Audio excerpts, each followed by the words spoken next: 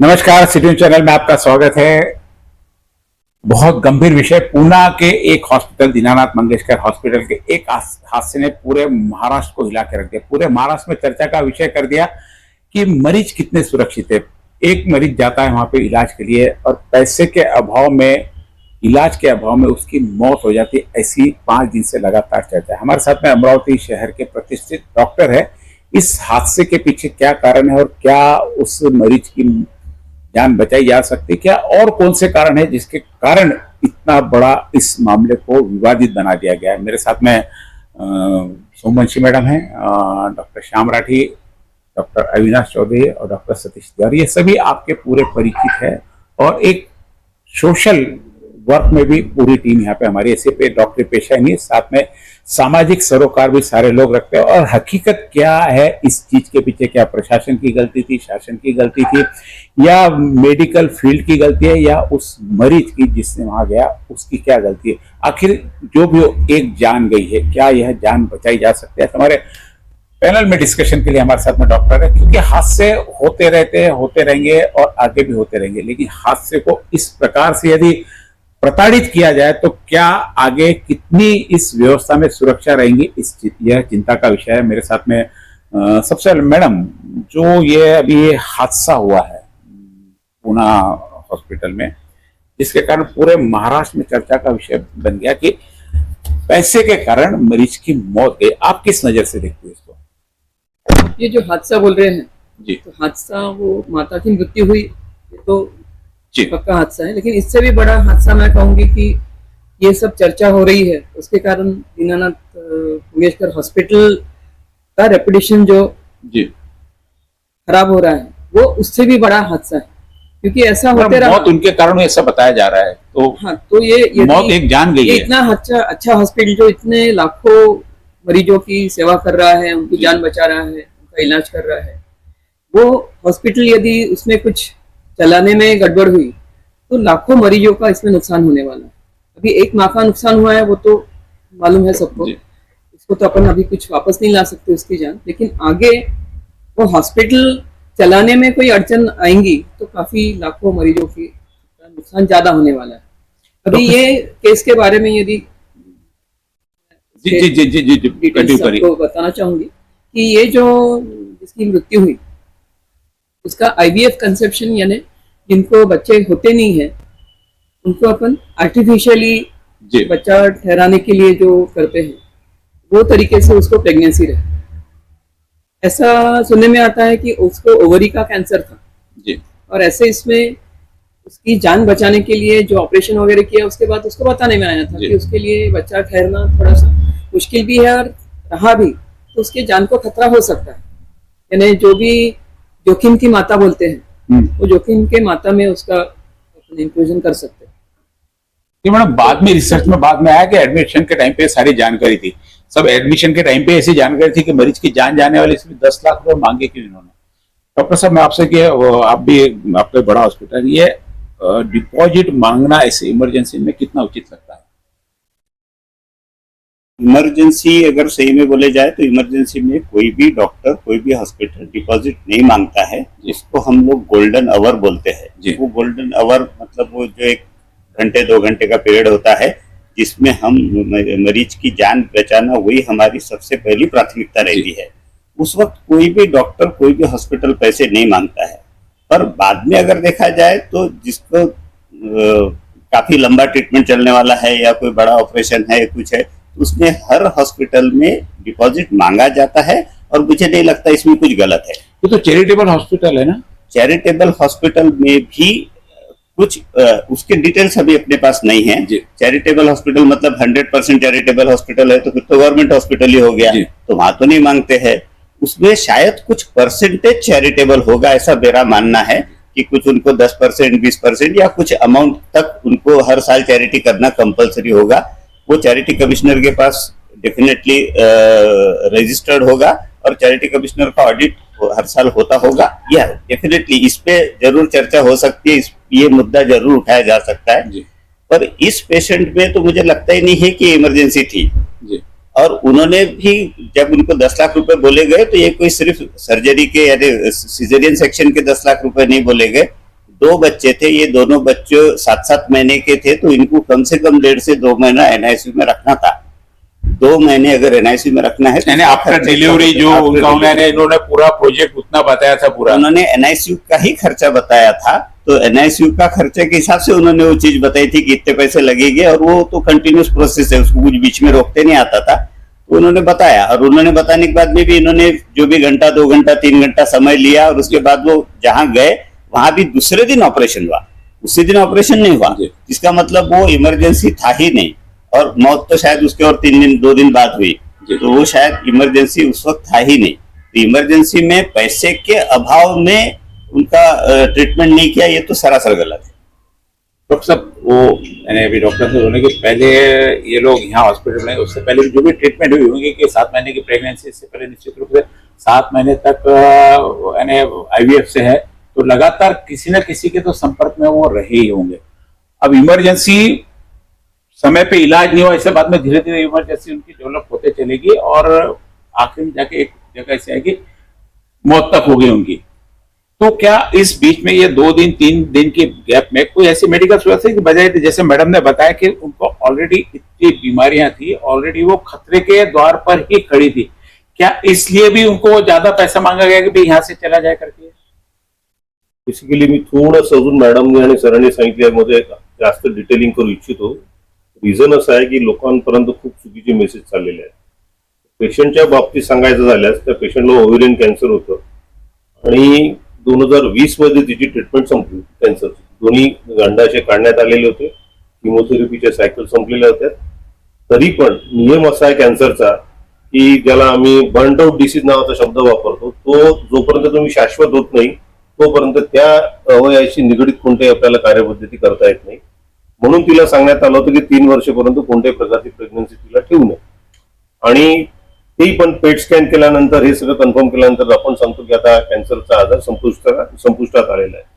आता प्रेग्नन्सी आणि ovarian कॅन्सरचं relationship असं आहे की समजा तुम्ही आयव्हीएफ, जसं म्हटलं इंदिरा सेंटरला जेव्हा आयव्हीएफ झालं होतं, म्हणजे बाळाचं आर्टिफिशियल प्लांटेशन जेव्हा झालेलं होतं, तर त्यांना जे हार्मोन्स द्यावं लागतात, कारण ओव्हरीजचा एक सोर्स आहे हार्मोन्स, ते नसल्यामुळे ऍडिशनल हार्मोनल थेरपी दिल्यामुळे जे सिडलिंग्स आहेत, म्हणजे कॅन्सरचे काही सूक्ष्म, जर आपल्या भाषेत जंतू म्हणाल किंवा पार्ट असाल, जर ते पेरिटोनियम मध्ये राहिले असतात तर ते प्रज्वलित होतात। ही सगळ्यात मोठी रिस्क आहे, म्हणजे प्रेग्नन्सी एका बाजूला आणि मग कॅन्सर आपलं रुद्ररूप धारण करू शकतं। त्यामुळे प्रेग्नन्सी राहू नये आणि त्यांनी मुलगा अडॉप्ट करावा असा तिला चांगला ठसठसीत सल्ला डॉक्टरांनी दिला होता की तू प्रेग्नन्सीच्या नादी लागू नको, तरी पण आयव्हीएफ केल्या जाऊ शकतं at the cost of your life. आणि असा सल्ला दिल्यानंतर मग तिने तिच्या नातेवाईकांचं मी गुगल मीडियामध्ये बघितलं, त्याचं स्वतःचं स्टेटमेंट आहे की आता आम्हाला आयव्हीएफ करायचंच आहे, म्हणून त्यांनी आयव्हीएफच्या साठी ऍक्टिव्हिटी चालू केली। आणि गुगल करून बघितलं तर इंदिरा आयव्हीएफ सेंटर हे त्यांना सगळ्यात बेस्ट वाटलं, ज्याला 5 स्टार रँकिंग असल्यामुळे त्यांनी तिथे जाऊन ते आयव्हीएफ केलं, ते सक्सेसफुल झालं। आणि प्रिलिमिनरी केअर त्यांनी चांगल्या प्रकारे घेतली पहिले 3-4 महिने। 5व्या महिन्यामध्ये जेव्हा ती आयव्हीएफ सेंटरला परत रिपोर्ट करायला गेली, तर ते स्कॅनिंग केलं, रिपोर्टिंग तिचे जे प्रिलिमिनरी रिपोर्ट्स काढले, तेव्हा त्यांना लक्षात आलं की प्लासेंटा प्रिव्हिया नावाचा आजार तिला सोबत आहे, आणि ट्विन प्रेग्नन्सी आहे, म्हणजे 2 बाळ आहेत सोबत। जे नाळ असते ती नाळ गर्भाशयाच्या तोंडाच्या समोर आली असते, त्याला प्लासेंटा प्रिव्हिया म्हणतो, जेणेकरून बाळांचं जे बाहेर निघायचं जे आउटलेट आहे तेच बंद होतं, आणि ते खूप त्यात ब्लड असल्या कारणामुळे ते फार रिस्क राहतं। अशा केसेसमध्ये नॉर्मल डिलिव्हरी जवळजवळ शक्य नसतात, caesarean section, elective caesarean section करावं लागतं। आणि मग त्यांनी आपले हात झटकले की आमच्या इथे मॅटर्निटी केअर आहेत फक्त, आणि न्यूनेटल केअर आमच्या इथे नाही, कारण तुमचे 2 बाळ आहेत, छोटे आहेत, 700 ग्राम वजनापेक्षा कमी। कौन से डॉक्टर ने? आईवीएफ सेंटर, आईवीएफ के में उनका ये डिलीवरी वहीं होनी चाहिए थी, होनी चाहिए थी, न्यूनेटल केयर भी वहाँ होना चाहिए था, पर हाई रिस्क होने के कारण उन्होंने डिनाई कर दिया कि बच्चों की हाई रिस्क डिलीवरी हमारे यहाँ हो नहीं सकती, इनको न्यूनेटल केयर लगेगी, वो भी महीनों तक लगेगी, करके आप अच्छे सेंटर को चले जाइएगा।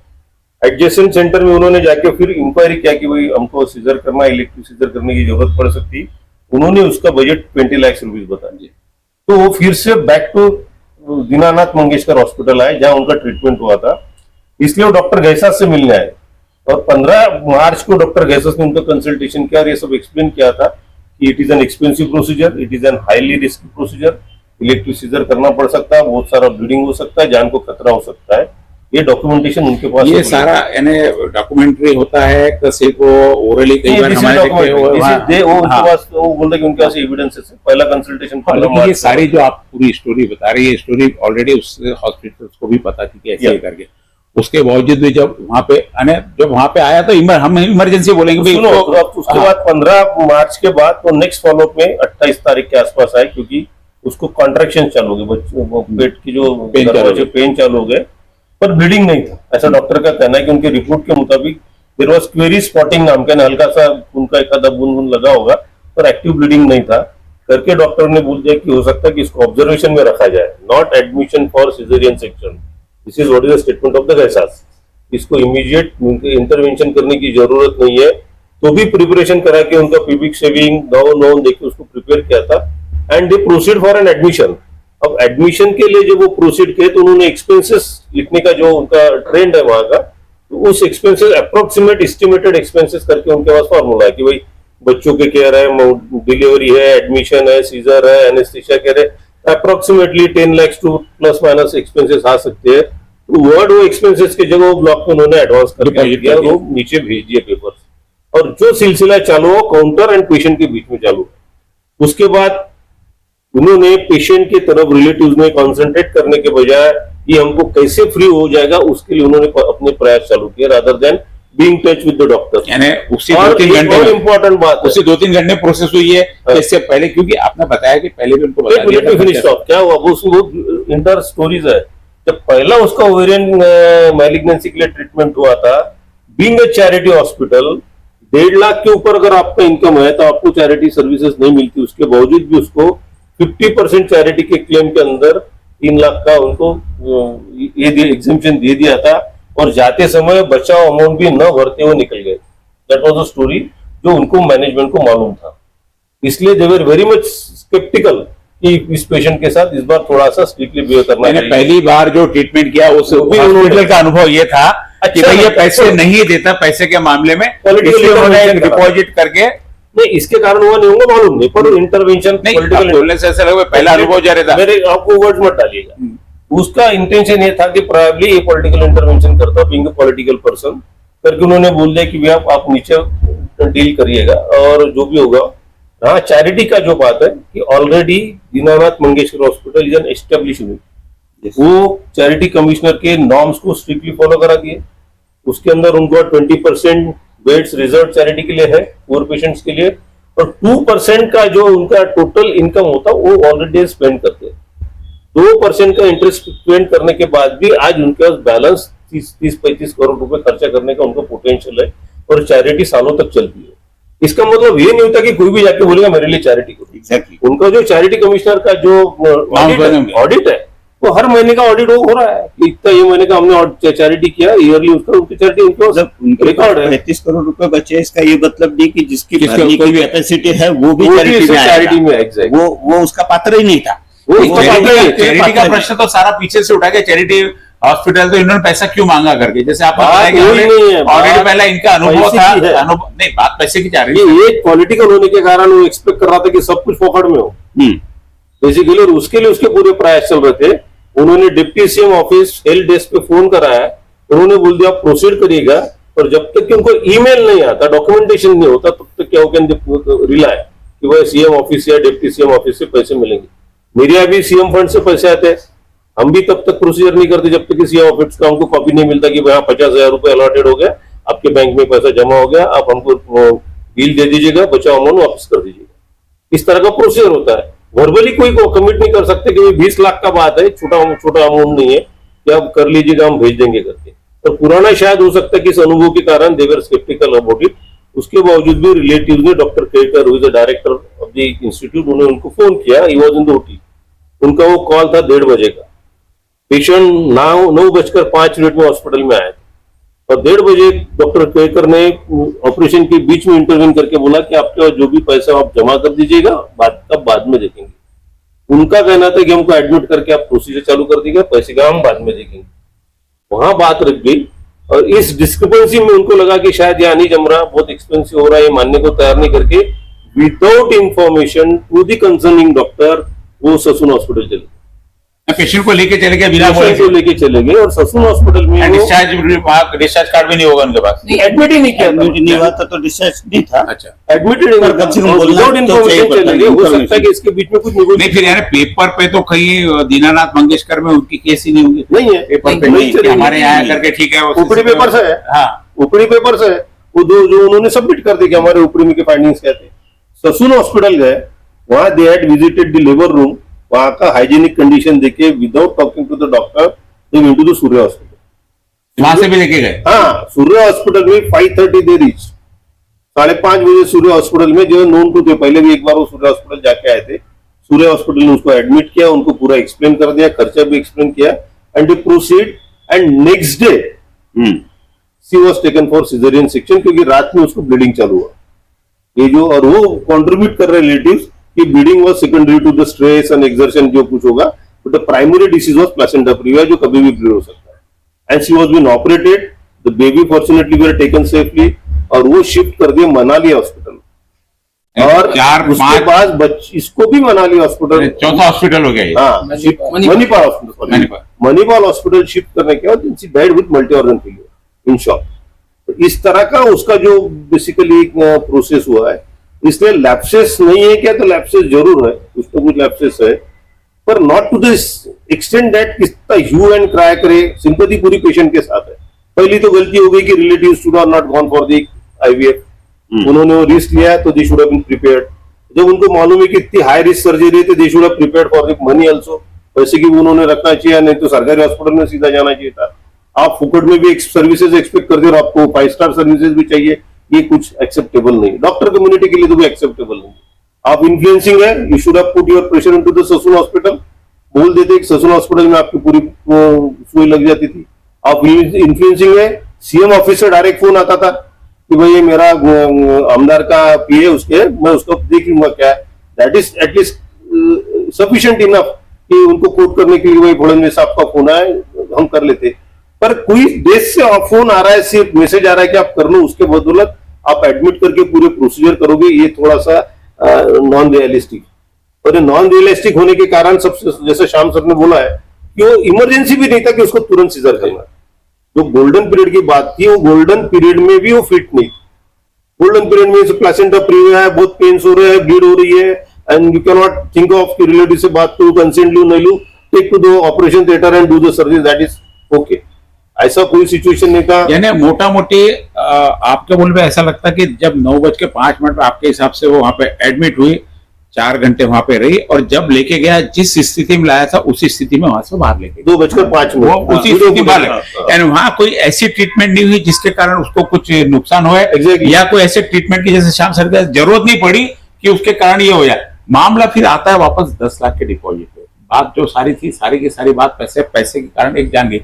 इसमें लीगल एक्शन क्या हो सकती है डॉक्टर्स के ऊपर, उस पेशेंट के ऊपर? कहीं ना कहीं उसने भी लापरवाही की उस मौत के लिए, डॉक्टर साहब जैसा बता रहे हैं, क्योंकि पेशेंट यदि उसके रिलेटिव केयर करते तो शायद हो सकता बेटर इलाज हो सकता, बच सकती थी आपके डॉक्टर। ठीक है, आपने कहा कि पहले सारे थे वो उसको पॉसिबल नहीं था, इन्होंने कहा कि जो ये था उसकी नाल चिपकी हुई थी, यानी सारे सिम्टम्स लग रहे कि क्रिटिकल थी, एकदम इमरजेंसी नहीं थी लेकिन क्रिटिकल थी, बचना बहुत मार्चिंग टू द क्रिटिकल।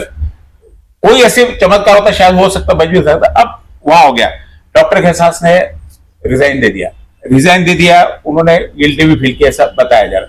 तो ऐसी परिस्थिति में लीगल एक्शन क्या वो व्यक्तिगत डॉक्टर पे होती है या दवाखाने पे होती है? क्योंकि अभी सारे बात देखे जा रहे हैं कि लीगल एक्शन लेना, इन्होंने भी कर दिया कि उस हॉस्पिटल ने लापरवाही की, वानखेड़े साहब ने की, जिस पे सब पे कार्रवाई की जाए। सब में कौन कौन आता है? आपका सतीश तिवारी जी है, LLM भी है, और डॉक्टर भी, इससे आपसे लीगली बात हम लोग जानना चाह रहे हैं। चंदू भाई भी, इसके पहले कि मैं आपके प्रश्न का जवाब दूं, 2-3 चीजें जो मैं यहाँ पे साफ करना चाहूंगा। एक तो यहाँ पे मैं जो भी बोलूंगा वो मेरे खुद के विचार हैं। जी। इसमें कहीं से भी किसी डॉक्टर या हॉस्पिटल के प्रति मेरी जिम्मेदारी नहीं है। जी। तो हम एक जनरल टॉपिक कर रहे हैं, ऐसे भी कोई हॉस्पिटल की तरफ से बोल रहा हूँ। हमें क्या होना चाहिए, जो हादसा हुआ आगे ऐसा ना हम उसके लिए प्रिकॉशंस ले रहे हैं। किसी पॉलिटिकल पार्टी से भी मेरा कोई संबंध नहीं है, तो कोई भी पॉलिटिकल पार्टी या कोई हॉस्पिटल ये नहीं सोचे कि ये डॉक्टर तिवारी उनकी तरफ जी जी मेरा इसमें कोई कंफ्लिक्ट ऑफ जी। इंटरेस्ट नहीं है। जी। और मैं ये कहना चाहूंगा कि जो आप बोल रहे हैं कि एडवांस लेना चाहिए या नहीं लेना चाहिए, एडवांस की जहां बात आती है, मेरे ख्याल से ऐसा कोई कानून हमारे देश में नहीं है कि डॉक्टर्स ने एडवांस नहीं लेना चाहिए। जी आपने कहा, डॉक्टर अविनाश ने कहा, हम लोग मेडिको लीगल जो इश्यूज हैं, हॉस्पिटल और डॉक्टर पेशेंट रिलेशनशिप जो खराब हो रहे हैं संबंध, उसके लिए पूरे देश में कार्य कर रहे हैं। हमारी अलग से एक मेडिको लीगल एसोसिएशन है जो इसी विषय पे काम कर रही है। तो ऐसा कोई कानून नहीं है कि हॉस्पिटल एडवांस नहीं। लेकिन डॉक्टर साहब किसी चीज की लिमिट तो होगी ना, कि आप कोई को बोलते हैं 10 लाख दे दो, 2 लाख दे दो, 5 लाख दे दो, 1 करोड़ दे दो। हाँ। कहीं तो उसका कोई कैलकुलेशन होगा 10 लाख क्यों मांग रहे करके। जो कागज अपने सामने है अभी हाँ। ये उस पर सीधा की डिपॉजिट 10 लाख कर दो, उसमें एक लिखा एनआईसीयू के लिए एक लिखा हुआ है बराबर। अब एनआईसीयू हर आदमी तो शब्द नहीं समझेगा ना, तो क्या ऐसा लगता नहीं कि भाई आपको इतना इतना खर्चा है, उसका कोटेशन बना के दे, इसमें से अभी के 10 लाख जमा कर दो, ये होना चाहिए था। वही मैं कह रहा हूँ कि जो है वो एडवांस मांगने, हम लोग हमारे सारे जो कलीग्स हैं उनको ये बताते हैं कि पेशेंट बाद में बिल देगा या नहीं देगा, उसके बाद आपके हाथ में कुछ भी नहीं रहता है। तो आपको जो भी आपका खर्चा है वो एडवांस में आप ले लीजिए। हम पूरी दुनिया को बता रहे हैं, पूरी पब्लिक को बता रहे हैं, लीगली ये एडवांस लेना, एडवांस लेना ही लीगल है आपके पास। क्योंकि बाद में यदि कोई पेशेंट पैसा नहीं देता है तो आपके पास कोई उसका कोई तरीका नहीं। आप बोलोगे कि भाई आप पैसा कोई पेशेंट नहीं दे रहा है तो आप कोर्ट में जाओ, तो आपको मालूम है हमारे यहाँ कोर्ट में एक बार जाने के बाद केस का निर्णय 10 साल में आएगा, 25 साल में आएगा, कि डॉक्टर के मरने के बाद आएगा या कंप्लेनेंट के मरने के, तो उसकी कोई गारंटी नहीं है। तो इसलिए सबसे आसान तरीका है पैसे लेने का एडवांस में लेने। जो आप बोल रहे हैं 10 लाख की बात है, तो ये जो एडवांस लेते हैं ये कितना खर्चा आएगा उसको कहीं ना कहीं नजर में लाके, उसके विचार करके उसके हिसाब से एडवांस तय किया जाता है। इस केस में भी जैसे 2 बच्चे थे, जुड़वा बच्चे थे, 7 महीने के ही थे, जैसा डॉक्टर अविनाश ने कहा कि उनको 1-1.5 महीना रखने की जरूरत पड़ती है। और बड़े हॉस्पिटल में, कारपोरेट हॉस्पिटल में कम से कम रोज का खर्चा 10,000 है एक बच्चे का, एनआईसीयू में भी रखते हैं। यदि आप ये कहते हैं कि एनआईसीयू नहीं समझता है, तो हम हमारे डॉक्टर्स को ये भी बोलते हैं कि पेशेंट को उनकी भाषा में समझाइए। तो मुझे नहीं लगता कि इतना बड़ा हॉस्पिटल है वो पेशेंट को सिर्फ एनआईसीयू नहीं, वो समझा दिया। डॉक्टर ने बताया कि ऑलरेडी 15 मार्च से उनकी पूरी कंसल्टेशन चल रही थी, उनको सारी चीजें। 10 क्या होता यदि डॉक्टर साहब वो पेशेंट वहां से जाता, उन्होंने ससुन में ले गया, ससुन वाले एडमिट कर लेते, अच्छे से ऑपरेशन हो जाता, सीजेरियन हो जाता, बच्चा हो जाता, 15 दिन बाद कोई होता, तो शायद ये बात सामने भी नहीं आती 10 लाख के बाद। बिल्कुल। ये तो जाके इमीडिएट 2 दिन में रिजल्ट्स मिल गए, तो भाई कहां से हुआ, किस पे ब्लेम डालना, तो शायद हो सकता है कि एक अपने को 10 लाख मांगा, वही प्रॉपर इलाज हो जाए। तो अच्छा 10 लाख का भी कागज फिर बाहर है, 10 लाख के कागज में डिपॉजिट 10 लाख करके लिखा हुआ सिर्फ। क्या होता, हम ये नहीं कर रहे क्यों क्या, लेकिन जो हादसे हुए इससे हमने सीख लेना चाहिए। मुझे ऐसा लगता है कि 10 लाख मांग रहे तो उसका डिस्क्रिप्शन आपने एक कोटेशन तरीका बना के दे देना चाहिए हॉस्पिटल। इस चीज का आपको इतना खर्चा लगेगा 1 महीने के लिए, क्योंकि कितना लगेगा ये तो 10 भी लगेगा, जरूर करोड़ भी लग सकता है उसका। डॉक्टर साहब कोई आप पहले दिन दे, जरूरी नहीं पूरा हो जाए वो पूरा। लिखा था 10 लाख, लेकिन उनकी बात क्या हुई थी अपने को किसी को मालूम नहीं। बात बाहर नहीं आती ना, बात जो लिखा हुआ आ रहा बात जो आ रहा लिखा हुआ बाहर आ रहा। डॉक्टर ऑलरेडी ये सब एक्सप्लेन करते हैं कि कौन से टाइटल पे पैसे लगेंगे करके। ऑफिशियल उसका कोटेशन देने की जिम्मेदारी एडमिनिस्ट्रेशन की होती है। तो कहीं ना कहीं कोई ना कोई की बात किया होगा, इतना बड़ा डॉक्टर है तो ऐसा इतना लाइटली तो लिख नहीं सकता कि 10 लाख या 5 लाख लगे। उसने डिस्क्रिप्शन दिया होगा, और इनके लिए शायद चाहते होंगे कि उनको सब चैरिटी में चाहिए, कि वॉज अवेयर ऑफ इट कि चैरिटी हॉस्पिटल है। पर चैरिटी हॉस्पिटल का मतलब ये नहीं है कि 100%। शंभू ने बोला कि हर पेशेंट को चैरिटी 100% मिलेगी।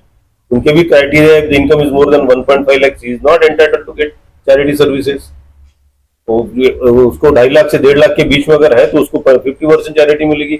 1.5 लाख से 75,000 के बीच में अगर इनकम है तो उसको 100% चैरिटी मिलने के भी क्लेम कर सकते हैं।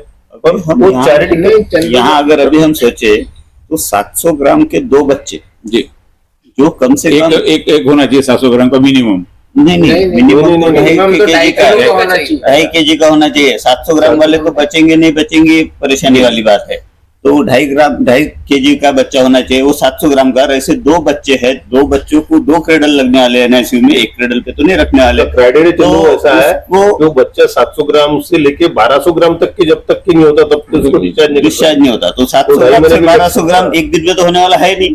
उतना जो टेन्योर है उसका जो खर्चा है वो ये जस्टिफाई क्या है, ये मतलब पूरा है कि जो कहीं ना है, कहीं पूरा मामला आसानी से मैनिपुलेटेड करके justify। पूरा विस्फोटित किया गया करके क्या लगता है डॉक्टर साहब? संभावना आपके साथ में वैसी है। आपके साथ में कभी ऐसा आ जाए तो आप किस ढंग से उसको निपटोगे? अब आपका अनुभव, हम चाहते हैं कि ये भाई आगे ऐसा नहीं हो, किस प्रकार से उसको हैंडल करना चाहिए? 2 चीजें बताता हूँ मैं। क्योंकि पॉलिटिकल लोग आपके पास में आए, सेलिब्रिटी आपके पास में आएंगे, फोकट में सबको चाहिए। नहीं, उसके बजाय मैं शायद इस पे ज्यादा जाना चाहूंगा कि पहले जो फैमिली फिजिशियन के छोटे छोटे हॉस्पिटल थे, तो शायद बहुत सारे पेशेंट और ये हॉस्पिटल भी एक दूसरे को जानते पहचानते थे। अभी कैसा है कि ये जो कारपोरेट टाइप के जैसे हॉस्पिटल आए हैं, पर ऐसा भी नहीं है कि कारपोरेट हॉस्पिटल सारे के सारे खराब ही है। कारपोरेट हॉस्पिटल की समाज को जरूरत नहीं है ऐसा भी नहीं है। जब कभी इमरजेंसी आती है, जब कभी आती है तो पूरी टीम लगती है। जब पूरा टीम लगता है तो वहाँ इतनी सारी चीजें बड़े हॉस्पिटल में पॉसिबल है। तो इसके लिए कारपोरेट हॉस्पिटल में सिस्टम तो रहेगा और बाकी भी हॉस्पिटल में रहेगा कि भाई डिपॉजिट तो लगेंगे। तो इसमें कोई मेरे ख्याल से गलत हो गया ऐसा नहीं है। दूसरा मुझे लगता है कि ये जो बाद में जो मामला उछाला गया वो कहीं ना कहीं, अब मैं यहाँ बैठा हूँ तो मुझे लगता है कि मैं मीडिया से भी दरखास्त करता हूँ कि कुछ इसको ज्यादा रंग मत दीजिए। जात पात, राजकारण, पॉलिटिक्स, कौन से पार्टी का था, कौन से था, ये मत कीजिए। ये करके शायद आप और वो हॉस्पिटल को और ज्यादा डिमोरलाइज कर रहे हैं, वहां के काम करने वाले डॉक्टर को डिमोरलाइज कर रहे हैं। अब जैसा वो डॉक्टर गैसास, उनकी क्या जिम्मेदारी थी? पैसे लेने वाला तो बैठा था। जो एमएलसी है, जो इनका बीसे का जिसका एमएलसी घोट है, वो उन्होंने कहा कि प्रशासन की कोई हॉस्पिटल की कोई गलती नहीं, पूरी गैसास की गलती है। उस सारे क्या क्या गलती है? A1 का वर्षन था क्या? आज उससे चेंज किया, आज चेंज किया। पर गैसास की क्या गलती है मुझे बताइए कि उसके हाथ में ना पैसे लेना है ना पैसे देना है, उसके हाथ में तो ऑपरेशन करना था। प्रशासन ने जो नियम बनाया उसके ऊपर चलना ये है। करना था। अब वो गैसास को भी परेशान कर रहे हैं, गैसास के माता पिता तक परेशान कर रहे हैं। ये कहाँ तक हुआ? थोड़ा सा तो ये कहीं ना कहीं नहीं, समाज पूरा को ये सोचने कहीं की ऐसा तो नहीं जरूरत कि है। कहीं सबकी चंदू गलती भाई, डाल के मुझे ये लगता है- एक पे डाल देना गैसास पे और पूरा बाकी को क्लीन चिट दे देना। ये भी चंदू, गलती है। मुझे ये लगता है कि जो हम बोलते हैं, एक पुरानी कहावत है कि बड़ी मछली हमेशा छोटी मछली को फंसा के खुद निकल जाना चाहती है। तो यहाँ भी कुछ ऐसा होगा कि जो डॉक्टर एहसास है, जिनका कोई बहुत ज्यादा रोल नहीं था, वो तो सिर्फ ट्रीटमेंट करने वाले थे। पैसे लेने वाले हॉस्पिटल अलग, देने वाले पॉलिटिशियन या वो पॉलिटिकल लोग अलग, और जो भी है, तो वो अब सब अपने ऊपर जब जवाबदारी आ रही है तो अपना नाम हटा के किसी एक को बलि का बकरा बनाना। नहीं, यहाँ तो हम जो आप चारों लोग आप जो बता रहे हैं, पूरा का पूरा भी बता रहे हैं कि इसमें कहीं एनएफ 9 बजे वहां पे जिस टाइप से पेशेंट है उसी टाइप से वो वापस बाहर निकल गया। सेम भाई कंडीशन। कोई वहां पे ट्रीटमेंट हुई कि कोई ट्रीटमेंट एक था, कोई इंजेक्शन दे दिया, उसके कारण उसकी तबीयत बिगड़ी, कोई इलाज हुआ, या वहां पे कोई जैसे डॉक्टर साहब वहां कोई इमरजेंसी थी नहीं उनको, भाई रूटीन में गए थे उसके लिए और उन्होंने बजट बताया, उनको पटा नहीं, दूसरी जगह लेके चले गए, दूसरी जगह नहीं पटा, तीसरी जगह लेके चले गए, तीसरी जगह नहीं, चौथी जगह भेज दिया। तो ये 3 भी तो दवाखाना आने यानी चाहिए। फाइनली उसके मौत के लिए दीनानाथ मंगेशकर हॉस्पिटल जिम्मेदार नहीं है। यानी कोई भी तरीके से नहीं, एक नहीं, परसेंट भी लेकिन जिम्मेदार आज नहीं। देखो, ये जिम्मेदार होगी, आप सब डॉक्टर हो, आपको इस फील्ड का पूरा मालूम है। यहाँ हम लोग बोल रहे हैं क्योंकि मैं सुन रहा हूँ आपकी, क्योंकि जिम्मेदारी वो मैं सुन रहा हूँ, बाकी जगह कोई सुनने आपको बोलने का मौका ही नहीं मिल रहा है। मी माझे अनेक मित्र दिनानाथला काम करतात. बेसिकली मी कालपासून त्यांच्याशी डायलॉग करतोय, एक विषय विचारतोय. जे काही प्रश्न आले की ते चॅरिटी हॉस्पिटल असून ते मंगेशकर असे आहेत, बदमाश आहेत आणि ते खिल्लार म्हणून खिल्लार पाटील ज्यांनी ती जागा दिली म्हणून या सगळ्या साफ चुकीच्या बातम्या आहेत. खिल्लारांनी आपलं ते पूर्ण फार्मिंग ऍग्रिकल्चर लँड कन्वर्ट केली ई क्लास नॉन ऍग्रिकल्चर लँड मध्ये आणि त्या नियमानुसार त्याचे 3 टप्पे पडले. 2 टप्पे त्यांनी कमर्शियली विकून टाकले आणि हा 1 टप्पा तो गव्हर्नमेंटला सरेंडर केला. त्यांनी कोणत्याही प्रकारचं डोनेशन दीनानाथ मंगेशकरशी डायरेक्टली केलेलं नाही. और इसके साथ में जो दूसरी बातें उठते जा रही है उसका है 1 रुपया मीडिएट असं झालं होतं थोडंफार की ते मंगेशकर फॅमिलीची ते खिल्लार फॅमिली थोडीशी परिचित असल्यामुळे केव्हा तरी लता दीदींनी शब्द टाकला होता की आम्हाला इथे चॅरिटी हॉस्पिटल चालू करायचं आहे, तो थोडासा मुद्दा घेऊन म्हटलं की चला याच्यात आपलं पण आता आणि तेव्हा पॉलिटिकल सपोर्ट पण मिळाला आणि हा जी लँड अक्वायर्ड करण्यात आली होती, जी रिझर्व करण्यात आली होती चॅरिटीसाठी, ती यांना मिळाली. आता किती पैशात मिळाली ते आपल्या चॅरिटीचे नियम असतात, 1 रुपयात 10 रुपये 100 रुपये अशीच दिली जाते दिल्लीसाठी, ती काही 1-2 वर्षासाठी दिली जात नाही. त्याच्यावर जर दीनानाथ मंगेशकर 1000 कोटी रुपयाचं जर इन्व्हेस्टमेंट करत असेल तर 4 दिवसासाठी घेणार नाही. आणि हे साधा प्रश्न आहे, कोणत्याही लोकांनी विचार करायला पाहिजे की एवढं मोठं ते टर्शरी रेफरल सेंटर आहे, not primary secondary, it's a tertiary referral centre, जिथे सगळ्यात शेवटच्या स्तराच्या क्रिटिकल इलनेसेस किंवा सर्जरी केल्या जातात. अशा प्रकारच्या हॉस्पिटलला जर तुम्ही छोट्या मोठ्या कारणामुळे जर बंद पाडण्याचा जर प्रकार करत असाल तर लोकांनी इलाज कुठे करावा हा प्रश्न होतो. तुमची सरकारी हॉस्पिटल बिल्कुल नाकाम आहेत, तिथे कोणत्याही प्रकारच्या अशा सुविधा नाही. आज क्या बताऊं, मैंने अमरावती सामान्य रुग्णालय भी कहा था कि एक प्रतिनिधि आपका भेजिए पक्ष रखने के सरकार का, तो उन्होंने आणि मागील 15-20 वर्षाचा जर तुम्ही हेल्थचा जर अभ्यास केला असता, सेंट्रल गव्हर्नमेंट असो की स्टेट गव्हर्नमेंट असो, though it is a responsibility of the state government to cater the public as far as the health and education is concern. त्यांनी हे आपल्या जबाबदाऱ्या 100% झाडण्याच्या मार्गावर लागल्या आहेत आणि त्यातून या ज्या योजना निघाल्या आहेत, महात्मा फुले जन आरोग्य योजना आणि PM-JY, याचं बेसिकली उत्पत्तीच त्यापासून की आम्हाला काही करायचं नाही आणि आउटसोर्स करून टाका. आणि त्या आउटसोर्स मधले काय प्रॉब्लेम्स आम्हाला माहिती आहे, पण त्यात आम्ही जात नाही जास्त. आणि त्यामुळे हे चॅरिटी कमिशनर, चॅरिटी हॉस्पिटल हे सगळे निघाले आहेत.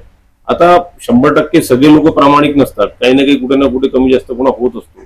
एवढं मोठं 1000 बेडचं हॉस्पिटल आहे, एवढ्या क्रिटिकल सर्जरी आहेत आणि अत्यंत बिझी हॉस्पिटल, अत्यंत नामांकित हॉस्पिटल आहे. अशा हॉस्पिटलमध्ये जर काही थोड्याफार त्रुटी असतील तर त्या आपण समजून घेतल्या पाहिजे. मी याचा अर्थ हा म्हणत नाही की कोणाचा मृत्यू होऊ द्या म्हणून, त्याच्या मृत्यूबद्दल आम्हाला तेवढा संवेद नाही, पण जबाबदारी जेव्हा आपण फिक्स करतो म्हणतो तर नातेवाईकांच्या जबाबदारीपासून, पेशंटच्या जबाबदारीपासून, IVF सेंटरच्या जबाबदारीपासून तर पूर्ण मॅनेजमेंटच्या जबाबदारीपर्यंत सगळ्यांची जबाबदारी फिक्सअप झाली पाहिजे असं मला म्हणायचं. नुसतं त्या हॉस्पिटलला काय तुम्ही 4 तासासाठी गेले म्हणून ते कारणीभूत आहे, हॉस्पिटल नालायक आहे म्हणून चालवायचं नाही. अनेक अशा जवाबदारी गवर्नमेंट की भी जिम्मेदारी है, अगर वो नहीं प्रोवाइड कर सकते सर्विसेज तो गवर्नमेंट की भी रिस्पॉन्सिबिलिटी है. जो चैरिटी में दे दिया इसका मतलब ये थोड़ी डॉक्टर साहब, कानून की क्या जिम्मेदारी बनती है? कानून बनते हैं लेकिन उनकी जिम्मेदारी भी होती है कुछ निभाने. आपके हिसाब से क्या जिम्मेदारी? ऐसे देखो, जो हुआ 101 की जान गई, ये तो सही, इसको तो हम नकार नहीं सकते.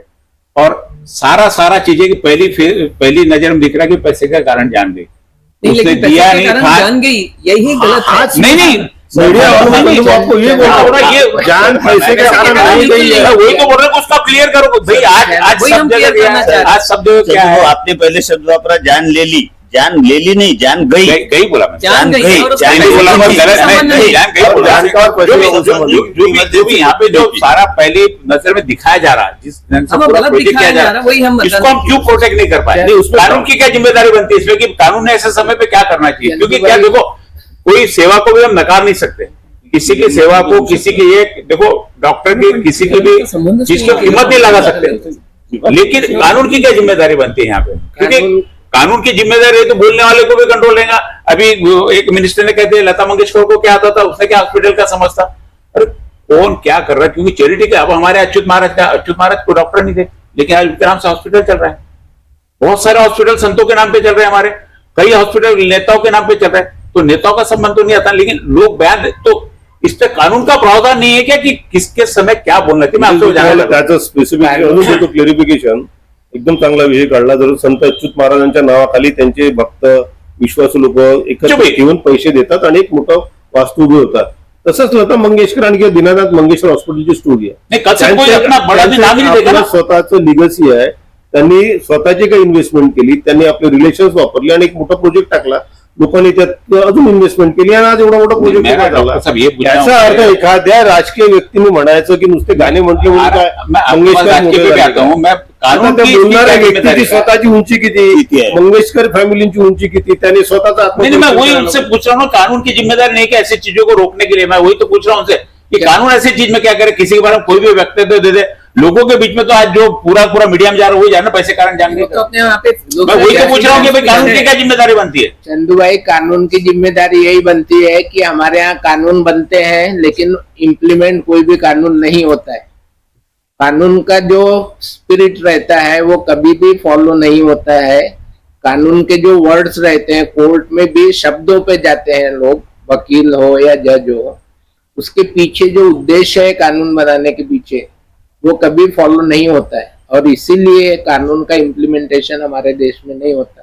जैसे मैडम ने कहा, लोकतंत्र है, हर कोई बोलता है, ये हमारे लोकतंत्र की विडंबना है कि किसी को किसी के बोलने पे कोई कंट्रोल नहीं। जैसा आपने बोला, मीडिया पे किसका कंट्रोल है? किसी का कंट्रोल नहीं। मीडिया को जो लिखना है, नहीं, तो है ना हमारे खुद के, क्या बोलना क्या नहीं बोलना, ऐसा नहीं, कुछ भी बराबर है। हम स्वच्छंद नहीं है, स्वतंत्र है हम, लेकिन स्वच्छंद नहीं है, कुछ भी बोल दे कहीं ना कोई आचार संहिता बोलने की हमारी। बिल्कुल, सेक्शन 19 का यूज करके आप क्या बोलते हैं? अभिव्यक्ति स्वतंत्र है, कुछ भी बोल, अभिव्यक्ति भी आप डिपेंड करते रहो। हम बोल दिए, अरे अभिव्यक्ति साधा, मैं किसी को लाके चक्कू थोड़ी मार दूंगा, मेरी स्वतंत्रता है तो नियम तो है सब चीज के। आपका यूज आपके पास आते हैं ना कि राजनीतिक व्यवस्था क्या बोलती है, चलाते लेकिन पेन मार वो चलाते हैं ना। नहीं, राजनीतिक कलम की ताकत तलवार से ज्यादा है बोला जाता है। राजनीति इसमें क्या बोलती है कि ऐसे समय पे क्या ऐसे संस्था को बचाने का प्रयास करना चाहिए या अपने वोट के लिए पब्लिक के साथ में जाना चाहिए? आपके क्या, आप राजनीतिक इस तरह के संस्थान को बचाने के लिए हर तरह के प्रयास होने चाहिए। नहीं, यहाँ तो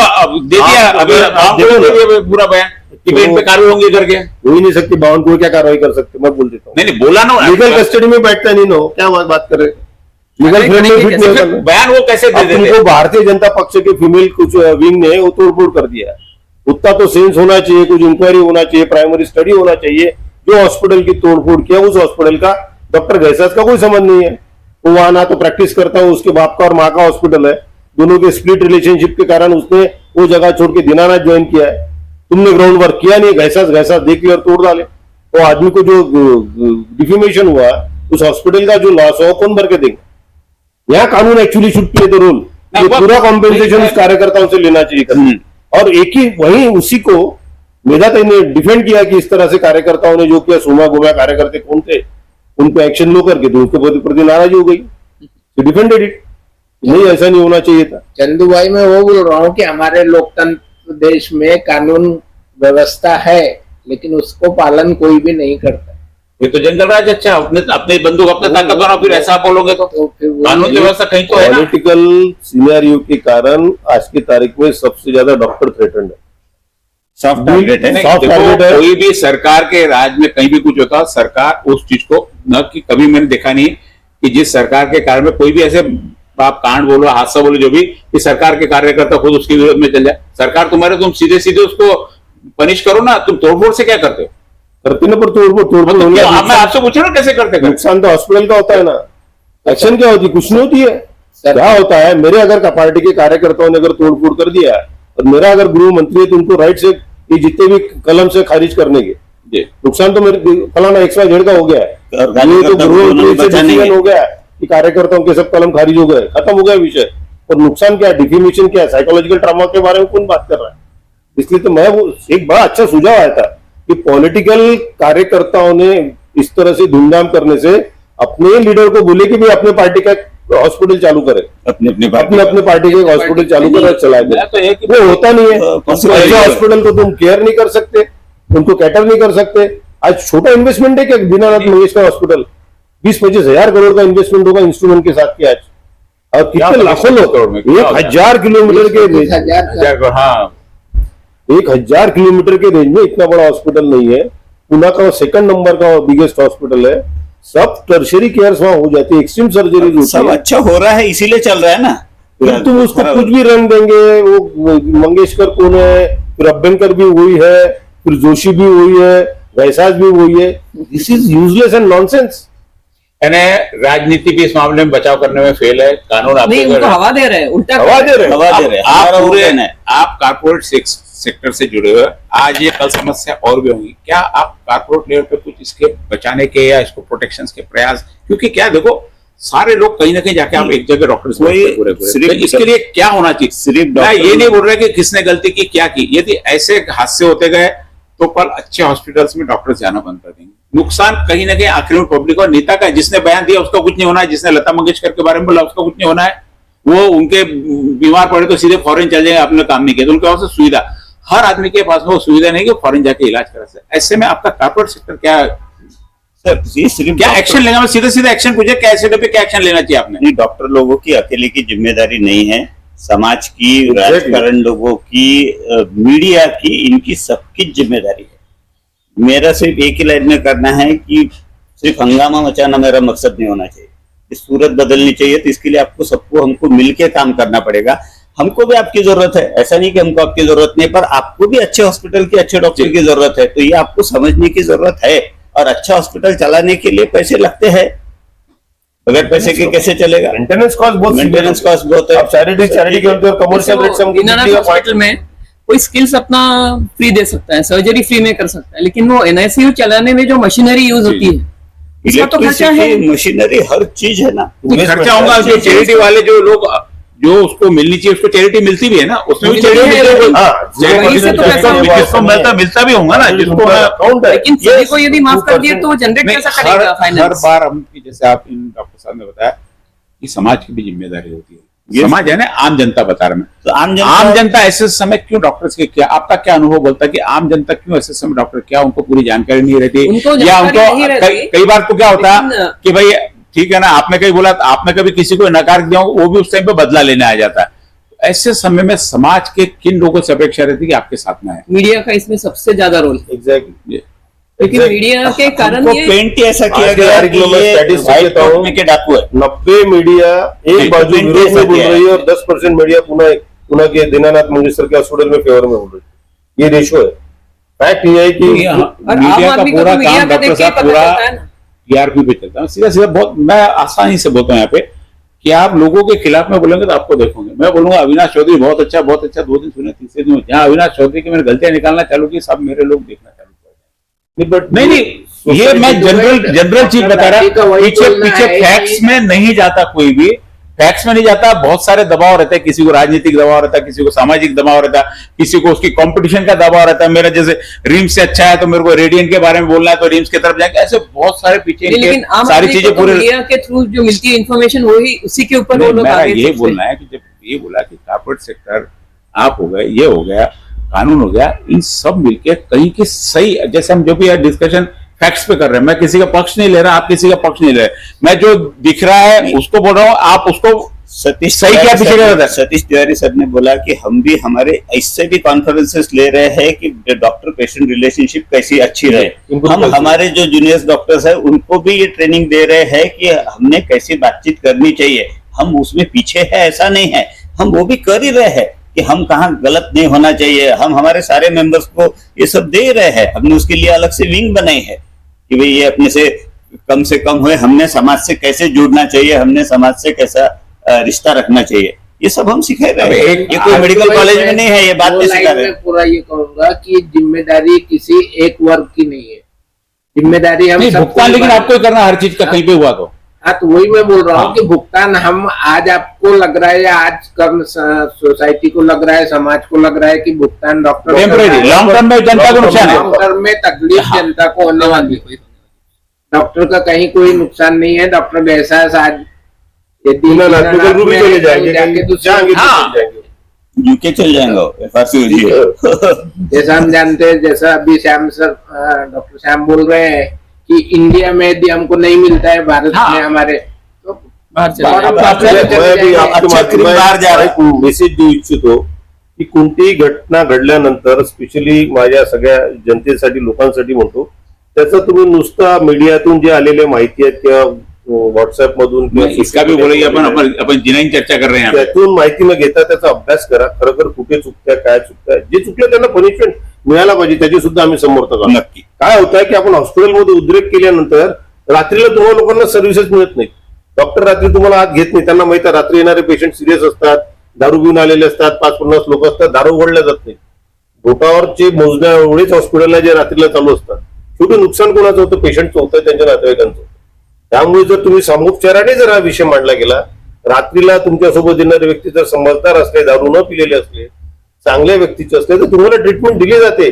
पैशाची आम्हाला सुद्धा आवश्यकता आहे, सर्व्हिसेसची आम्हाला सुद्धा आवश्यकता आहे, काम करण्याचं जे सॅटिस्फॅक्शन आहे ते आम्हाला सुद्धा पाहिजे. पण कोण आपल्या लाईफवर, आपल्या फॅमिलीच्या कॉस्टवर कोणीही काम करणार नाही. त्यामुळे मला असं वाटतं सोसायटीने सुद्धा आम्हाला समजून घ्यावं, आमच्या वेदना समजून घ्याव्या. आम्ही तुमच्यासाठी तत्पर आहोत. आम्ही सुद्धा शिक्षण फक्त पैशासाठी घेतलं नसून तुम्हाला सर्व्हिसेस द्यायसाठी आहे. कारण त्याच्या मागे शेवटी आमचं सेन्स ऑफ सॅटिस्फॅक्शन आहे. आज मला वाटतं की मी 50 ट्रान्सप्लांट केलं, मला असं अभिमानानं वाटतं, पण तो 50 बेनिफिशरी सुद्धा आहे, 50 लोकांना फायदा सुद्धा झालाय. तर अशा प्रकारचा हा जो म्युच्युअल अंडरस्टँडिंग असायला पाहिजे. कोणत्याही एखाद्या नेत्याच्या मागे भावनेमध्ये वाहून जाणं, तोडफोड करणं, दगडमार करणं, हॉस्पिटल तोडणं, मला असं वाटतं योग्य नाही. ज्या डॉक्टरांनी चुकी केली आहे त्याला पनिशमेंट लिगली होईलच. इव्हन समाजाच्या माध्यमातून सुद्धा केलं जाऊ शकते, त्याचे मार्ग आहेत. पण याचा अर्थ ते हॉस्पिटल एवढं मोठं हॉस्पिटल यायला बघा तर तुम्ही त्या हॉस्पिटलला त्यांची तपश्चर्या तर बघा, त्यांचं कॉन्ट्रीब्युशन तर बघा, त्याची बेनिफिशरीज तर बघा. काही कुणी बुटऱ्या बाटर माणसांनी यायचं म्हणायचं दवाखाना बंद करून टाका, कसं बंद करणार आहे? गव्हर्नमेंटची ताकद आहे काय? कुणी म्हणाला मधा एका लिडरनी की government should take over the hospital. आज गव्हर्नमेंटची ताकद आहे का ते हॉस्पिटल टेक ओव्हर करायची? सध्याची व्यवस्था तर साध्या ग्रामीण रुग्णालयाची करू शकत नाही, आणि ते 5-10 हजार कोटीचं हॉस्पिटल तर टेक ओव्हर करू शकतात काय? आणि टेक ओव्हर केले तरी कोणते डॉक्टर तिथे राहणार आहे? काहीतरी असं नॉनसेन्स समाजासमोर बोलायचं, अभ्यास न करता बोलायचं आणि लोकांनी टाळ्या पिटायच्या. मला असं वाटतं प्रकार थांबला पाहिजे. जी घटना घडली दुर्भाग्य आहे. त्या स्त्रीला जो वेदना झाल्या, परिवाराला ज्या वेदना झाल्या त्या होऊ नये. त्या मुलांना चांगलं आरोग्य मिळावं, सरकारकडून समाजाकडून त्यांना मदत सुद्धा मिळावी. पण नुसती ती जबाबदारी एका व्यक्तीपर्यंत डॉक्टर घैसासवर फिक्स करून चालणार नाही, दीनानाथ मंगेशकर हॉस्पिटलवर फिक्स करून चालणार नाही. तर अनेक पैलू आहेत, अनेक लोक या प्रवासामध्ये जोडलेले आहेत. कारण हा प्रवास आजचा नाही आहे, 2020 पासून चालू झालेला आहे. जेव्हा तिला कॅन्सर झाला तो एरिया, त्या दिवसापासून तिची मातृत्वाची इच्छा जागृतच होती. तिने जर आपली मातृत्वाची इच्छा थोडीशी कंट्रोल केली असती, अडॉप्शन केलं असतं तर कदाचित ती घटना घडली नसती. तर ठीक आहे, तिने इन विट्रो फर्टिलायझेशन केल्यानंतर जी रिस्क होती त्याच्यासाठी तिने प्रिपेअर्ड असायला पाहिजे. आज आपल्या सोसायटीमध्ये आपण मुलीचा जन्म झाला की तिच्या लग्नाची तयारी करून ठेवतो, पण आरोग्याविषयी आपण कोणत्याही प्रकारच्या अरेंजमेंट करत नाही, कोणते इन्शुरन्स करत नाही, पैशाची सिक्युरिटी करत नाही, काही करत नाही. आणि आपल्याला वाटतं होऊन जाईल, सगळं होऊन जाईल, असं नसतं. ते अशा इमर्जन्सी. सबसे आखिरी एक सबसे थोड़ा प्रश्न, जो भी हादसा हुआ वो कैसे बचा सकता, क्या सलाह देंगे आप पेशेंट को कि क्या करना चाहिए था उसने? कि सामान्य लोगों के लिए मार्गदर्शन करना सबसे बड़ा मीडिया का काम है. नहीं, अभी मैं अभिनंदन करूंगी कि अभी एज ए डॉक्टर करके कि उस व्यक्ति ने क्या करना चाहिए था जिससे उसकी जान बच सकती. देखो अभी जो हो गया, हम आगे से सुधारना क्या हो इसके सकता. ऊपर अविनाश सर ने जो शुरू से बताया कि उसकी इच्छा थी माता बनने की, लेकिन खुद की जान खतरे में डाल के उसके घर के लोगों ने उसको फोर्स किया होगा. फिर पूरी वो जोखिम तैयार हुई होगी, रिस्क तैयार हुई होगी. वो रिस्क फेस करने के लिए उनको मालूम था. यानी ऐसा नहीं पैसे की व्यवस्था रखनी चाहिए थी उन्होंने. ठीक था, पैसे से ज्यादा इतनी बड़ी रिस्क नहीं लेना चाहिए था. वो सबसे पहली हाँ, बात. किसी को मालूम ही नहीं था वो अलग बात है. इसको तो सब कुछ मालूम था, डायग्नोस था, सब था. हर एक में ये सारे जो स्पेशलिस्ट डॉक्टर ने जो बोला था, तो मेरे ख्याल से उसमें जाने काही पुढे जाऊन सांगतो, जेव्हा ती दीनानाथ मंगेशकरला हॉस्पिटलला आली तेव्हा त्यांनी यांनी पॉलिटिकल धावपळ करण्यामध्ये आपला विचार वेळ घालवण्यापेक्षा तिच्या रिक्वेस्ट करायचं, sir will manage the funds, please admit. हमारे पास लाख रुपये 50,000 रुपये देते. असं कोणतंही हॉस्पिटल नाही ज्यांनी 10 लाख म्हणजे 10 लाख देतात. जे दिले ते देऊन घेतात. कदाचित जो आपने बोला पॉलिटिकल रिफोर्स वो नहीं लगा था, व्यक्तिगत बोलता तो हो सकता है व्यक्तिगत रूप में उसको तरफ देखने का नजरिया थोड़ा सा, लेकिन पुराना अनुभव, पुराने भी पैसे नहीं देके गया तो इसलिए उसका अनुभव, जहाँ इतनी बड़ी रिस्क लेके और इतने सारे पॉलिटिकल रिफोर्स लगाना ऐसे परिस्थिति में कितना उचित लगता है आपको? मेरे हिसाब से तो उचित बिल्कुल भी नहीं है, क्योंकि फोकट में सबको चाहिए. एक्झॅक्टली फोकट में सबको चाहिए. फुकट में सबको चाहिए, और वहीं पे गलती हो रही है हम लोग से कि जो चीजें फुकट में चाहिए, जैसे सरकार भी बिजली फुकट में देने को तैयार है, पानी फुकट में देने को तैयार है, तो सरकार स्वास्थ्य क्यों नहीं फुकट में देने को तैयार? सरकारी मैं हॉस्पिटल वही की पहले सबसे बड़ी बात में चर्चा चल रही थी कि सारे स्वास्थ्य की जिम्मेदारी क्या हमारी सरकार ले सकती है. ऐसा हो सकता है, ऐसा प्रस्ताव आ सकता है सरकार की तरफ से, जहाँ बड़े बड़े निर्णय ले रहे कि हर आदमी की जैसे बीमा के रूप में लो, जो बीमा नहीं कर सकता सरकार उसके करे, ताकि पैसे के अभाव में. पहिल्या पंचवार्षिक योजनेमध्ये हेल्थचं बजेट होतं 5% ऑफ द टोटल बजेट. 11व्या आणि 12व्या पंचवार्षिक योजनेमध्ये हेल्थचं बजेट झालं 1.5%. कम होते गया. कितना कम हुआ देखो ना. जो बढ़ना चाहिए था वो कितना कम हुआ, ये बीमा देखो. क्षेत्र को नहीं दे सकते. 10,000 करोड़ रुपए सिर्फ इतना बजट है अभी. अमेरिका में क्या होता है, बीमा कंपनी मेडिकल के भरोसे चलती है, मेडिकल बीमा कंपनी के भरोसे चलती है. आणि नाही, सगळ्यांच्या आपल्या आपल्या त्रुटी आहे, पण मला असं वाटतं health is a responsibility of the state government. हा जो आपल्याला कॉन्स्टिट्यूशन मध्ये मेन्शन केलेला आहे त्याच्यानुसार जर तुम्ही बघता तर गव्हर्नमेंट हॉस्पिटल चांगल्या प्रकारे इम्प्रूव्ह करायला पाहिजे. अनेक दोष आहेत, बिलकुल लक्ष घालत नाही. मी सांगतो आता, म्हणजे मी जेव्हा तिथे मेडिकल ऑफिसर म्हणून इरविन हॉस्पिटलला होता, सर आप भी थे, बीएमएस डॉक्टर इरविन में काम कर रहा, रेमडी डॉक्टर का सड़ा रहा है धारनी में. ये स्ट्रेटेजी है, पॉलिसीज है भाई. उसका काम वहां नहीं है, ऐसा नहीं बोल रहा है, और उससे ज्यादा जरूरत ज्यादा फ्रीक्वेंसी यहाँ पे ज्यादा है. तुमने इन प्रमोशन एजुकेशन बंद करा दिया, इन सर्विस जो पोस्ट ग्रेजुएशन है वो भी कम करा दिया. उनको तुमने प्रमोट करना चाहिए. अच्छे डॉक्टर को फैसिलिटीज रूरल और अर्बन सेंटर पे देनी चाहिए, उनका लाइफ प्रोटेक्ट करना चाहिए. अब तो सिविल सर्जन के एक्ट पे आगे हल्ला कर डालते तो कोई कुछ फर्क नहीं पड़ता, कोई केस नहीं होती, कुछ पे पनिशमेंट नहीं होती. क्या अपेक्षा सरकार से आपकी? क्योंकि कॉर्पोरेट सेक्टर लेके बड़े बिना सरकार के सपोर्ट से तो मुश्किल हो जाता है. हाँ, मैं इसका फेवर में हूँ कि कॉर्पोरेट सेक्टर को ताकत देनी चाहिए गवर्नमेंट. नहीं, गवर्नमेंट ने ताकत देनी चाहिए, पर उसके लिए मतलब या तो अच्छे योजना देना चाहिए गवर्नमेंट ने, ठीक है, आपने जो कॉर्पोरेट सेक्टर सस्टेनेबल हो, जो सस्टेनेबल हो. वो ऐसा कुछ तो भी एक योजना डिक्लेयर कर देते जो पॉपुलर रहती. सिर्फ बाहर दिखता है कि भाई 5 लाख रुपए कर दिए वो कौन से महात्मा फुले योजना में, जबकि पहले अपेंडिक्स के जितने मिलते थे अभी भी उतने ही मिलते, पर इधर बोल दिया कि 2 लाख के 5 लाख कर दिए. जनरल पब्लिक को समझे ही नहीं कि क्या हुआ करके. ऐसा नहीं हुआ है वो 5 लाख. पहले भी अपेंडिक्स के जितने पैसे मिलते थे, आज भी अपेंडिक्स के उतने पैसे मिलते. इंश्योरेंस भी पैसे देती है, इंश्योरेंस पैसे देती है, वो एक रीजनेबल पैसे देती है जिसमें हॉस्पिटल सही में चल सकता है. ये रीजनेबल देते ही नहीं है, रीजनेबल देते नहीं है तो फिर लोग करते नहीं है, काम करते नहीं है. काम कैसे होगा? यानी सस्ती सुविधा अपने दुविधा का कारण बढ़ गया. सस्ती सुविधा और केस में या तो जो गवर्नमेंट ने खुद ने पेशेंट प्रोवाइड करना. हॉस्पिटल गया था, जैसा डॉक्टर साहब ने बताया, इस केस में भी पेशेंट ससुर हॉस्पिटल गया था, लेकिन वहां का डिलीवरी रूम या वहां का रूम देख के वो वहां से भाग गए. उसको पटी नहीं सबसे हॉस्पिटल. तो सरकार अच्छे हॉस्पिटल क्यों नहीं बना सकती? इसे हमारे साथ में आज अमरावती के सामाजिक सरोकार रखने वाले डॉक्टर, जिनको सामाजिक भी है, कई चैरिटी भी करते हैं, अपनी व्यक्तिगत चैरिटी भी करती है, जो पुणे के हॉस्पिटल में, अभी मैंने हादसा कहा लेकिन हादसे पे भी दीनानाथ मंगेशकर हॉस्पिटल में घटना बोलूंगा, दुखद घटना हम कह सकते, जबकि घटना वह दीनानाथ मंगेशकर हॉस्पिटल में नहीं हुई, वहां से और 3 हॉस्पिटल का प्रवास रहा वहां पे, लेकिन ब्लेम सारा का सारा दीनानाथ मंगेशकर हॉस्पिटल में पे डाल दिया गया, जिसका कारण कि मुख्य रूप से जो सामने आया कि पैसे का समय पे जमा ना होना, जो कि बहुत आवश्यक चीज थी. हम भी कहीं कोई चीज खरीदने जाते तो अपनी ताकत के हिसाब से खरीदने जाते, कि जिस शोरूम में जाते हैं जूता 100 रुपए का भी आता है, जूता 5000 का भी आता है, 10,000 का भी आता है, 1 लाख रुपए का आता है. मुझे 1 लाख का जूता लेना है तो मैं 1 लाख के दुकान में जाऊंगा, 100 रुपए का लेना है तो 100 रुपए की. तो यह सारी व्यवस्था देखते हुए कहीं तो भी इसमें राजनीतिक पीछे से जाकर हावी होगी. हर आदमी अपने वोट की राजनीति करने के साथ में स्वास्थ्य से यहाँ पे खिलवाड़ हो गया. जो डॉक्टर साहब बताया कि उन्हें फ्री में इलाज चाहिए. फ्री में इलाज में बहुत सारे सरकारी अस्पताल में हो सकता कि वहां पे यदि प्रॉपर जाके पहले से ट्रीटमेंट करते तो जान बचाई जा सकती थी, और डॉक्टर के प्रति जो अविश्वास निर्माण किया जा रहा वो विश्वास किया जाता. ऊपर भगवान और नीचे डॉक्टर, ऐसे कहावत हम बचपन से आज तक सुनते आ रहे हैं कि डॉक्टर के हाथ में जाने के बाद में हम पूछते नहीं, जो डॉक्टर्स करता है वो मानते चल जाते हैं, और हमको पॉजिटिव रिजल्ट, ठीक है 2%, 4%, 5% में होता भी है. हर कोई दवाखाना ऐसा नहीं हुआ जहां से आदमी बच के नहीं गया, जहाँ पे मौत नहीं होगी. कोई डॉक्टर ये नहीं कह सकते मेरे यहाँ किसी की मौत नहीं हुई.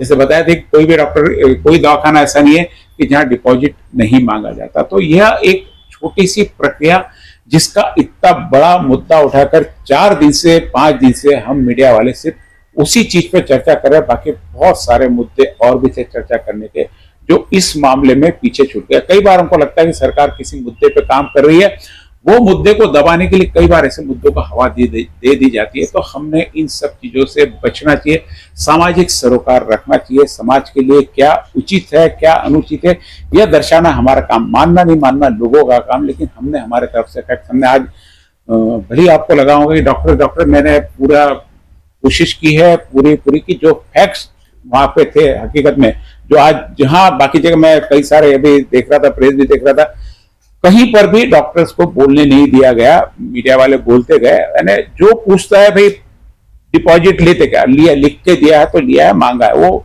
क्लियर दिख रहा है कि भाई उन्होंने डिपॉजिट की रसीद मांगी है ना, मांगा. वो प्रश्न भी बार बार पूछोगे आपने डिपॉजिट मांगा क्या, तो मुझे भी थोड़ा सा ये लगेगा कि जो ऑलरेडी लिखी हुई चीज उसके लिए क्या डिस्कस और चीजों के लिए भी इसमें होनी चाहिए कि इसमें सुधारना कैसे, सरकार से क्या अपेक्षा है, राजनीतिक लोगों ने क्या करना चाहिए, कानून की क्या पकड़ होना चाहिए, इन सारी चीजों पे चाहे जो हो गया वो हो गया, अब आगे बचने के लिए कम से कम हमने सीख लेनी चाहिए। और हॉस्पिटल ने भी कि जो 10 लाख रुपए उन्होंने मांग लिए तो किस चीज के लिए मांगे, उन्होंने उसका कोटेशन डालना चाहिए, तो शायद इतना बड़ा मैटर यह नहीं बनता। आप लोगों का बहुत बहुत धन्यवाद और बहुत बहुत आभार, जो महत्वपूर्ण जानकारी दी और डॉक्टरों को विश्वास बनाए रखने के लिए आपने हमारी मदद की। धन्यवाद।